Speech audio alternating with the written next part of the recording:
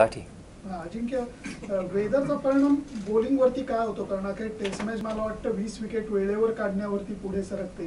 तर बॅट्समन बद्दल तू बोललास, पण बॉलिंगचा परिणाम हा या हवेचा काय असतो आणि आपल्या बॉलर्सच्या कामगिरीबद्दल काय सांगशील? बॉलर्सचा आय थिंक वेदर जेव्हा चेंज होता मला वाटतं की डेफिनेटली इथे बॉलर्सला खूप हेल्प मिळते. बट त्याचा अर्थ असा नाही की इझी होऊन जातं बॉलर्स करता. बॉलर्सनाही जसं मी सांगितलं की थोडं पेशन्सनी इकडच्या कंडिशन्समध्ये पेशन्सनी बॉलिंग करावी लागते. कन्सिस्टंटली एका एरियामध्ये बॉलिंग करावी लागते आणि स्वतःच्या स्किलला बॅक करावं लागतं. ह्या वेदरमध्ये मला वाटतं की दोन्ही एंडनी विकेट येण्यापेक्षा आय थिंक मला एका बॉलरने जर दुसऱ्या बॉलरला बॅक केलं तर एका एंडनी विकेट्स येऊ शकतात. So I think patiently bowling करणं आणि एका जागेवर बॉलिंग करणं हे फार महत्त्वाचं असेल. आणि आपल्या बॉलिंगबद्दल बोलायचं झालं तर नक्कीच एक खूप चांगली अपॉर्च्युनिटी आहे त्यांच्याकरता इंग्लंडमध्ये येऊन पुन्हा एकदा प्रूव्ह करण्याची की आपण 20 विकेट्स घेऊ शकतो.